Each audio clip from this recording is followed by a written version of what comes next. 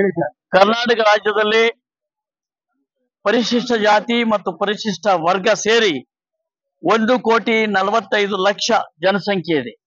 ಇದರಲ್ಲಿ ಪರಿಶಿಷ್ಟ ಜಾತಿಯವರೇ 1,06,00,000. ಪರಿಶಿಷ್ಟ ಜಾತಿಯಲ್ಲಿ 101 ಜಾತಿಗಳಿವೆ. ಇವರಲ್ಲಿ ಆದಿ ದ್ರಾವಿಡ, ಆದಿ ಕರ್ನಾಟಕ, ಬೋವಿ, ಲಂಬಾಣಿ, ಕೊರಮ, ಕೊರಚ ಮತ್ತು ಇತರರು ಅಂದರೆ ಆದಿವಾಸಿಗಳು, ಅಲೆಮಾರಿಗಳು, ಅರೆ ಅಲೆಮಾರಿಗಳು. 1/8/2024 ಸುಪ್ರೀಂ ಕೋರ್ಟ್ ಒಂದು ಆದೇಶವನ್ನ ನೀಡಿದೆ.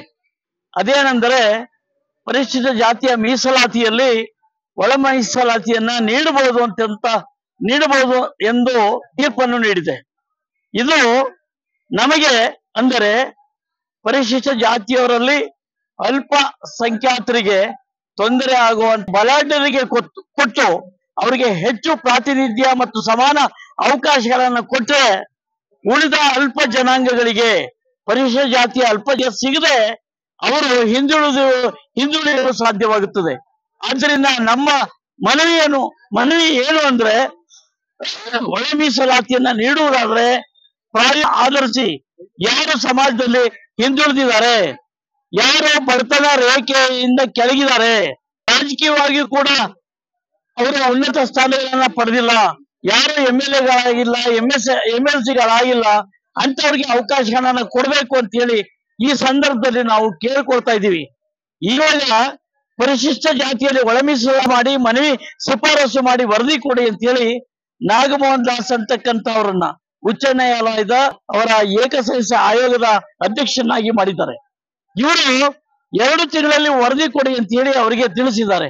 2 ತಿಂಗಳಲ್ಲಿ ಎಲ್ಲಾ ಪರಿಶಿಷ್ಟ ಜಾತಿಯವರ ಆರ್ಥಿಕ, ಸಾಮಾಜಿಕ, ಶೈಕ್ಷಣಿಕ, ರಾಜಕೀಯ ಸ್ಥಿತಿಯನ್ನ ಹೇಳೋದಕ್ಕೆ ಬರುವುದಿಲ್ಲ. ಸರಿಯಾದ ರೀತಿಯಲ್ಲಿ ಸಮಗ್ರ ಸಮೀಕ್ಷೆ ಆಗ್ಬೇಕು ಅಥವಾ ಜನಗಣತಿ ಆಗ್ಬೇಕು.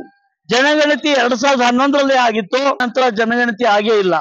ಈಗ ಕೇಂದ್ರ ಸರ್ಕಾರ 2025ರಲ್ಲಿ ಅವರು ಜನಗಣತಿಯನ್ನ ಪ್ರಾರಂಭ ಮಾಡಿ ಅದನ್ನು ಮುಗಿಸಿ 2026ರಲ್ಲಿ ಅಂಕಿಅಂಶಗಳನ್ನು ಕೊಟ್ಟ ಮೇಲೆ ದತ್ತಾಂಶಗಳು ಅಥವಾ ಎಂಪಿರಿಕಲ್ ಡಾಟಾ ಇದನ್ನ ಅನುಸರಿಸಿ ಒಳ ಮೀಸಲಾತಿಯನ್ನ ಕೊಡಬೇಕೇ ವಿನಃ ಔಟ್ಡೇಟೆಡ್ ಮಾಹಿತಿಯನ್ನ ಇಟ್ಕೊಂಡು, ಹಳಸಲ್ ಮಾಹಿತಿಯನ್ನ ಇಟ್ಕೊಂಡು, ಕೆಲವು ಅಂಶಗಳಿಂದ ಕೂಡಿದ ಮಾಹಿತಿಯನ್ನು ಇಟ್ಕೊಂಡು ನಾಗಮೋಹನ್ ದಾಸ್ ಅವರು ವರದಿ ಕೊಡಬಾರದು ಅಂತ ಹೇಳಿ ನಾವೆಲ್ಲ ಈಗ ಹೋರಾಟ ಮಾಡ್ತಾ ಇದ್ದೀವಿ.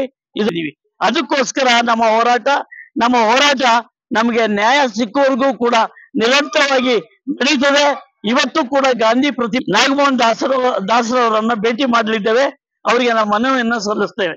ತಾವು ಕೂಡ ಹೆಚ್ಚಿನ ರೀತಿಯಲ್ಲಿ ನಮ್ಗೆ ತಾವೆಲ್ಲರೂ ಪರಿಹಾರ ನೀಡೋದ್ರಲ್ಲಿ ಸಾಥ್ ನೀಡಬೇಕು ಅಂತ ಹೇಳಿ ಕೇಳ್ಕೊಳ್ತೇವೆ. ವಂದನೆಗಳು. ನಾನು ಕೊರಮ ಜಾತಿಗೆ ಸೇರಿದ ಇಲ್ಲಿರ್ತ